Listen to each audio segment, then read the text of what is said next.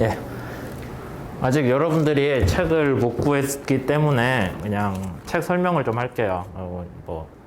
그리고 이 책이 어떤 식으로 구성되어 있는지 등등을 얘기를 하면서 우리 수업 계획에 대해서 다시 한번 얘기를 할 건데, 이 책은 기본적으로 선박의 동력학에 대한 걸 다루고 있습니다. 저번 시간에도 얘기한 것 같은데.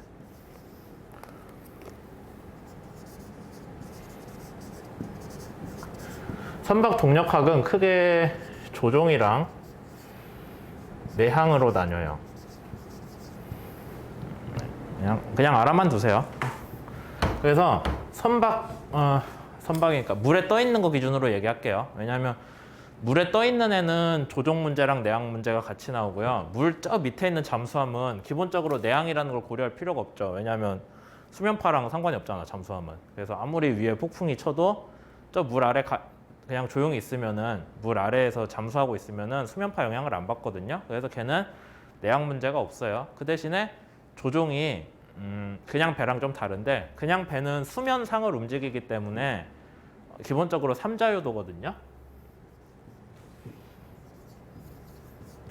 물에 떠 있는 배는 조종이 삼자요도입니다. 운동이 3가지 성분만 나온다는 뜻이에요. 그 다음에 내항이 있는 거고. 그 다음에 수중은 수중선이라고 쓰면 말이 되나? 얘는 육자요도예요. 많이 복잡하죠? 그 다음에 내항이 없어요. 제가 알기로는 우리 수업에서 이 책에서 수중선의 육자요도 운동까지를 다루지는 않는 걸로 알아요. 그거 이제 사실 삼자요도 운동만 이해를 해도, 이것만 이해해도 육자요도로 확장하는 거는 어렵지는 않거든요. 그냥 추가적으로 항을 몇 개 더 할 뿐이니까 근본적으로 어려운 건 아니고, 그래서 우리 수업은 여기만 다룬다. 수상선의 삼자요도, 그 다음에 내항 문제를 다루고 있습니다. 거기까지 생각을 하고 이제 책의 차례를 한번 쭉 따라가 볼게요. 첫 번째 장은 강체 동력학에 대해서 얘기하고 있어요.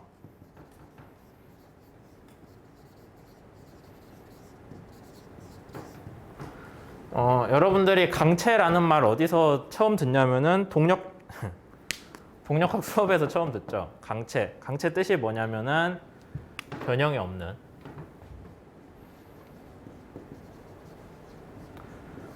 그냥 변형이라고 쓰지 맙시다. 무엇에 대한 변형이 없냐면은 외력에 대한,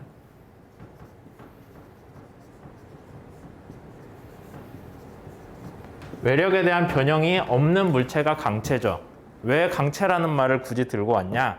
외부에서 힘이 가해졌을 때 많은 물체들은 자기가 변형이 되기도 하고 운동을 하기도 해요. 둘이 같이 해요. 근데 운동이야 그렇다고 치지만 변형에 대해서 얘기를 하자면은 얘가 변형이 얼마나 될지는 또 그 물체의 물성치에 따라 달라지잖아요. 그래서 그런 것들을 다루기 싫으니까 우리가 변형이 없는 물체를 주로 동력학에서 해석을 합니다. 그걸 강체라고 부르죠. 영어로는 리지드하다고 해서 리지드 바디. 강체 운동에서는 이제 특별히 중요한 부분이 어떤 물체 안에서, 우리 같으면 배겠죠. 여러분들이 배 위에 타고 있을 때 여러분들이 여기 서 있어요. 근데 배 어떤 특정한 지점까지의 상대 위치가, 상대 거리가 일정한 거예요. 만약에 배가 강체가 아니라 탄성을 가졌어요. 배가 가면서 저항을 받으면은 배가 이쪽에서 힘을 받으니까 배가 찌그러들겠죠. 그럼 서로 간의 편의가 가까워지는 그런 문제가 생길 거예요. 거기까지 해석을 할 수 있겠냐라고 하면 그건 아니거든요. 그러니까 우리는 강체에 대해서만 다룰 겁니다. 그 다음 선박의 2장에 대해서 하자면, 카머터라고 써져 있는데 카머터는 잔잔한 바다예요. 파도가 없다는 뜻이에요. 그래서 한글로는 정수중이라고 쓰고요. 잔잔한 바다라는 뜻이죠. 가만히 있는 바다. 그 다음에 아마 저항추진 수업에서 항상 기본으로 가정했던 거죠. 정수중, 파도가 없어서 파도 영향이 없다. 그래서 정수중, 선박이 정수중에 하는 운동, 정수중 선박이라고 쓰는 게 맞겠다. 근데 전진 속도도 없어요. 그러면 어떤 뜻이에요? 잔잔한 바다에 배가 그냥 떠 있는 거죠. 배가 가만히 떠 있을 때 그럼 배한테 가해지는 힘이 뭐가 있어요? 배가 가만히 떠 있으면은 중력은 항상 있을 거고 반대 방향으로 배를 밀어 올리는 부력이 있겠죠. 부력이 왜 발생하는지는 2장에서 배울 거고요. 그로 인한 어떤 운동이 발생하는지도 2장에서 배울 거예요. 근데 배가 가만히 있다고 하면은 또 다른 말 정수중이잖아요. 배도 가만히 있고 물도 가만히 있어요. 그러면은 우리가 정적인 운동, 정지해 있는 운동이고 다만 중력하고 부력은 가해지는데 여러분들이 선박 계산 때 배웠던 것처럼 배가 가만히 떠 있었다가 옆으로 기울었어요. 옆으로 기울면은 원래대로 돌아오려는 복원력이 발생하죠. 그 복원력에 대한 해석을 할 때 이 용어를 아마 썼을 텐데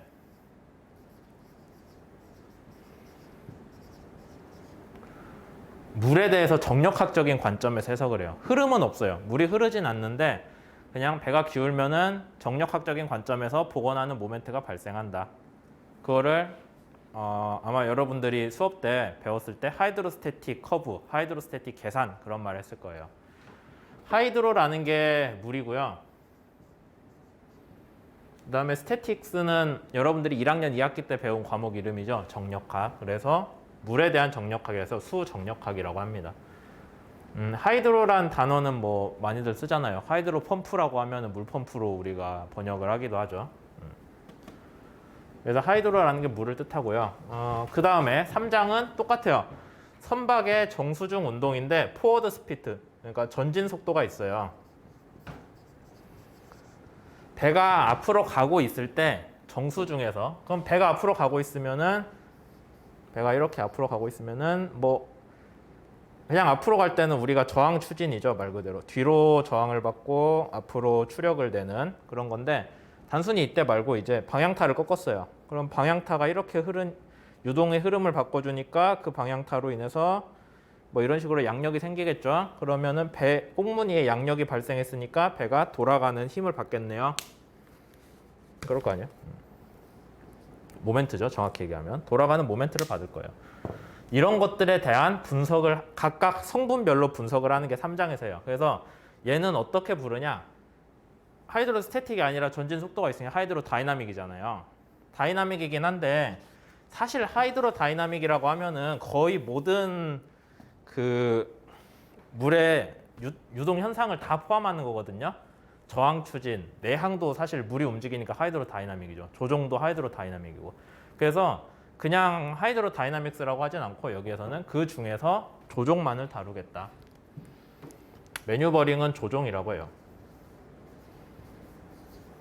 선박의 조종을 다루는 장이 됩니다. 전진 속도가 없으면 배는 조종할 수가 없겠죠. 그래서 전진 속도가 있을 때 조종 문제. 여기까지 하면은 수업의 전반이 끝나고요. 책에서도 보면 3장까지 하고 거기서 중간에 막 이것저것 뭐가 나와요. 그 부록 같은 게 여기 앞에 대한 내용에 대해. 그 다음에 뒷부분은 아예 다른 얘기인데 뒷부분은 뭐에 대한 거냐? 내항에 대한 거예요.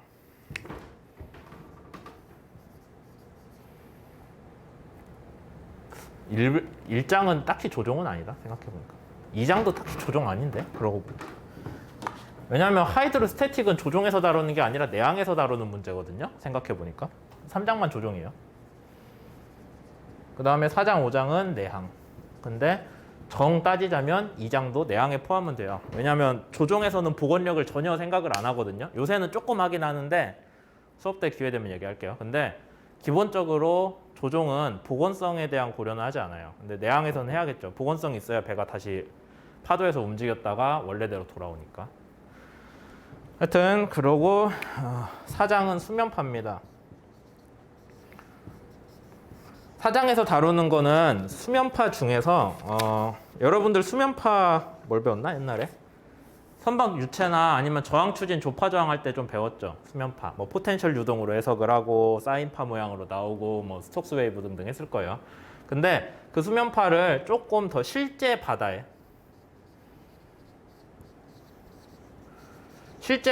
수면파에 대해서 좀 더 배울 거예요. 그러니까 여러분들이 실제 바다 보면은 파도가 완전 균일하게 치진 않거든요. 뭐 컸다가 작아졌다가 방향도 있고 그렇죠. 그것들을 다 고려하는 방법에 대해서 하고, 그 다음에 이 부분이 이제 이 내양 수업에서 제일 중요한 건데,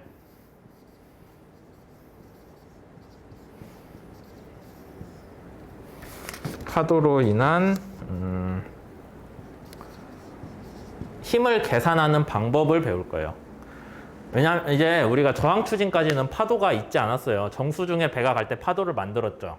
근데 그 파도를 만들 때 어떻게 해석을 했냐면은 배가 주위 물에 영향을 줘서 파도를 만들었다. 그걸 조파저항이라고 하잖아요. 근데 내양 조종에서 다루는 문제는 파도가 지가 에너지를 가지고 와요.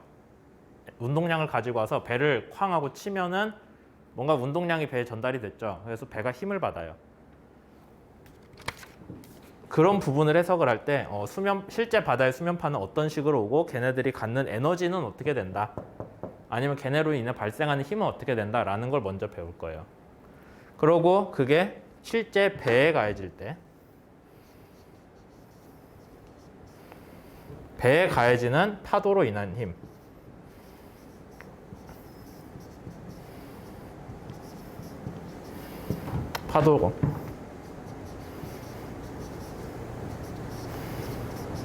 파도로 인해서 배에 가해지는 힘을 5장에서 계산하는 방법을 배울 겁니다. 뭐 여러 가지 그 파도로 인한 힘들이 있어요. 크게 나중에 뒤에서 배우겠지만은 그냥 단순히 파도가 와서 배를 때린다고 해서 그 힘만 딱 나오는 게 아니라 파도가 배를 탕 치고 그 다음에 그 파도가 반사돼서 간다거나 어느 정도는 반사돼서 가겠죠. 그 다음에 그 파도로 인해서 배가 움직이잖아요. 움직이는 배가 만드는 파도가 또 있죠. 주위로 이렇게 퍼져나가는. 그런 것들을 각각 나눠서 분석을 하게 될 거예요. 그래서 쉬운 문제는 아닙니다. 그러니까 4학년 때 배우겠죠. 마지막은 고속선의 동력학인데